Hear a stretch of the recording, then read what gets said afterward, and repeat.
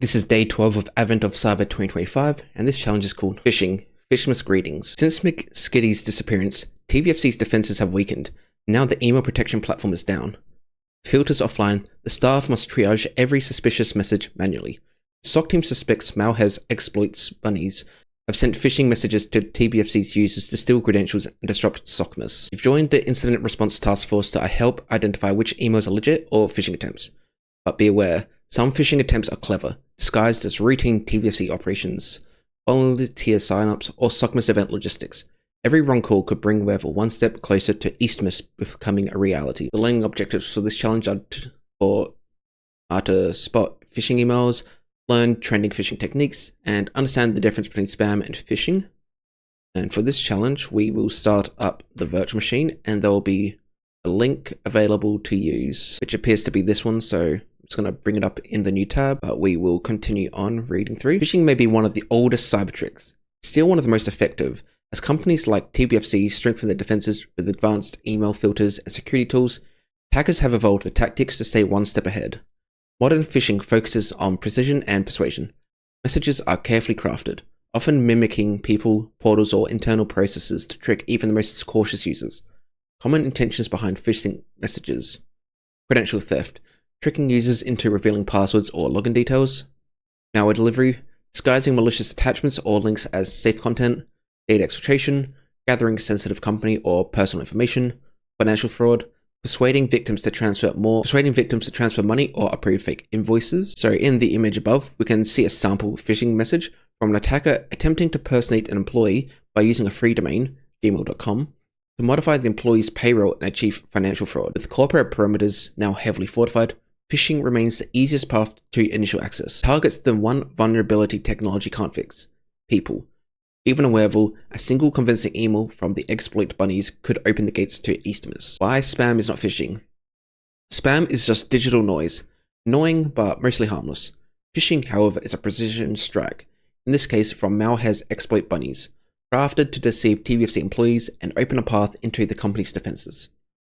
Spam focuses on quantity over precision.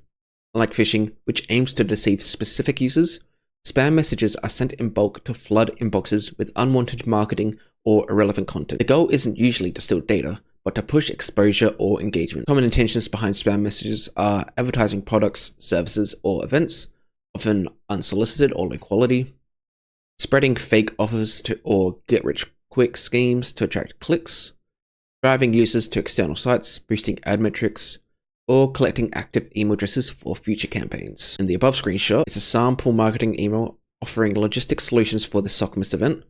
We can observe that the intention behind the message is pure marketing. You need to be careful when analyzing each message. Look for the intention behind it. Not every unwanted email is a threat. Sometimes it's just spam and poses no real risk to TBFC. Attackers use some common techniques in almost every phishing attempt. In a phishing attack, at least one of the following techniques is present: impersonation. Some attackers may act as a person, department, or even service to lure users.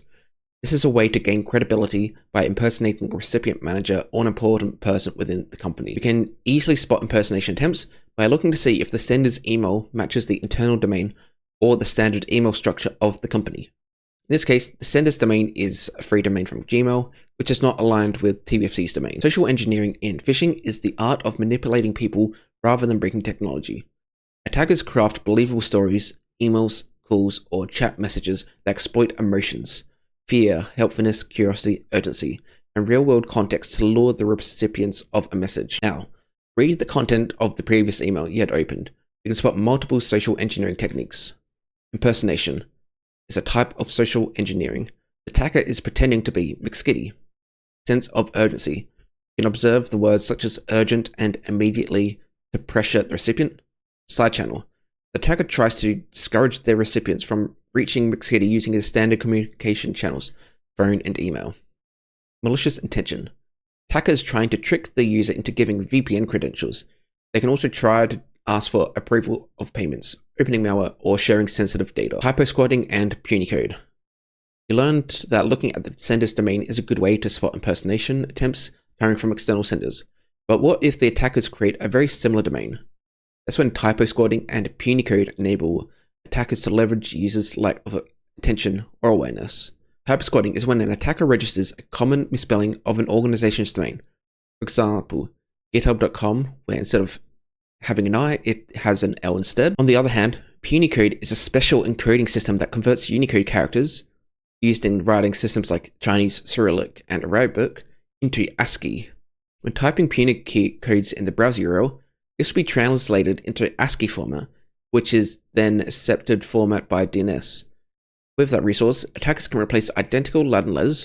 For example, a standard Latin A could be replaced with a Greek alpha. Before we can see an image showing the tryhackme.com domain with TRY instead of below, we can see an image showing the tryhackme domain written with the TRY instead, which are Cyrillic letters. Both techniques enable attackers to register malicious domains and trick users into believing they are receiving emails from the legitimate domain or accessing authentic websites.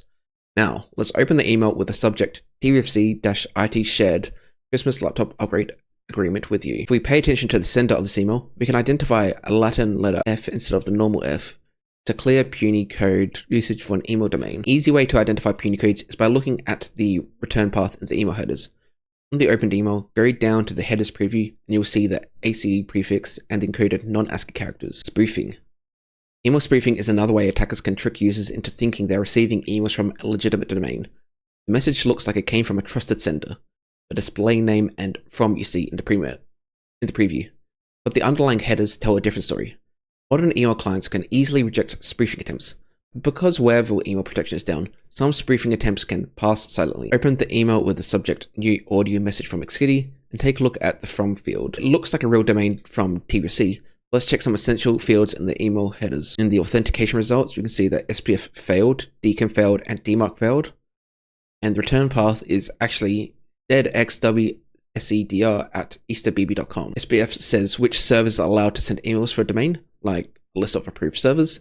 DKIM adds a digital signature to prove the email wasn't changed and really came from that domain. DMARC uses SPF and DKIM to decide what to do if something looks fake. For example, send it to spam or block it. If both SPF and DMARC fail, it's a strong sign that email is spoofed, meaning the sender isn't who they claim to be. In this case, everything failed. On the return path, we can see the real email address. This confirms the spoofing attempt on the missing calls email from TFC. Malicious attachments. The most common way of phishing is attaching malicious files to an email. Usually, these attachments are sent using some sort of social engineering technique in the body.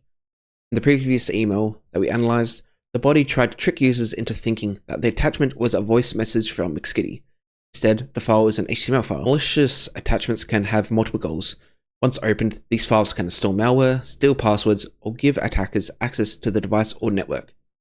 In this case, HTA/HTML files are commonly used for phishing because they run without browser sandboxing, meaning scripts have full access to the endpoints they execute on. Since email platforms and security tools got much better at blocking suspicious messages and attachments, the malware's exploit bunnies and other attackers had to change the game.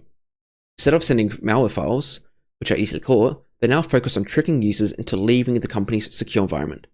They often use legitimate tools or websites to make their lures look trustworthy and get users to hand over the credentials or download malicious files themselves.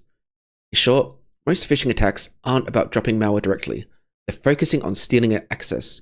Below you can see a diagram of this trending below. So a phishing email is sent, which then sends you to a legitimate sharing application's website. And then from there, you either enter your credentials into a fake login page, you access a malicious file, or fake invoice. You can see attackers hiding behind trusted services such as Dropbox, Google Drive Docs, and OneDrive, because those links look legitimate and often pass email filters. The most common scenario involved a shared file containing a very attractive proposal, such as a salary raise document from HR or a laptop upgrade. Once the user clicks on it, it redirects to a shared document with fake content. The goal is to lure users to access fake login pages to steal credentials or download malicious files. Let's reopen the email with the subject TVFC IT shared Christmas laptop upgrade agreement with you and analyze how attackers use it. In the above image, we can observe the use of a fake domain with puny codes to trick users and the use of a legitimate tool, OneDrive, followed by a very attractive proposal. All of these signals have the primary objective of gaining credibility and luring users into thinking it's from the real TVFC IT team. As we learned, credentials are the main goal of attackers nowadays. Fake login pages are their favorite tricks for performing this. Simple and mimics login pages from multiple typical applications that users interact with in their daily routines. Most of the time, they create fake email platforms, login portals, such as Microsoft Office 365 and Google. Above is a fake Microsoft login page sample. You can observe the fake domain here at the top. Side channel communications. Side channel communications occur when an attacker moves a conversation off email to another channel, such as SMS, WhatsApp, Telegram, a phone call, or video call, clicks a link, or a shared document platform, to continue the social engineering in a platform without the company's control. Time to spot the phish and save stockness. Your mission is to triage your emails, separate spam from phishing, and identify 3 clear signals. For example, spoofing, impersonation, social engineering, for every phishing email you mark. You'll earn a flag after selecting the right signal for a phishing email. Collect flags for all phishing emails to complete the room and secure TBFC SOCMS. Continue investigating the emails and get the flags for each properly submitted email. Stay sharp, verify before you act, and may your instincts be sharper than the exploit bunnies. So if we go back to this link and refresh it, it should be back up and running, which we can see here. Let's select the first email. So we need to figure out if this is spam or phishing. So let's see, it appears to be a lot of links within it, and based on the contents, saying we've got an invoice from Santa Claus through PayPal, but message from service at PayPal to TBFC. My first thought is probably DKIM. Okay, SPF failed. Actually goes to Microsoft email. DKIM. So this, and then we can see the return path is to that Microsoft. So this is a phishing email. And select at least 3 phishing signals. So there was spoofing, impersonation, and fake invoice, I think. So they're pretending to be Santa Claus. They spoof the email address, and then this looks like an invoice. So let's see if that's all correct. Okay, so it's not impersonation. The external sender domain. That's not that. Okay, there's a fake domain here. PayPal. Oh, actually, maybe that's real. Oh, okay, I did notice this note from Scylla. It's trying to say if you didn't make this Easter egg auger, call PayPal immediately. So it's trying to create a sense of urgency. There we go. And we've got the first flag here. Copy and paste, submit to here, and check is correct. Now go into the second email. So you can see it's spoofing email address.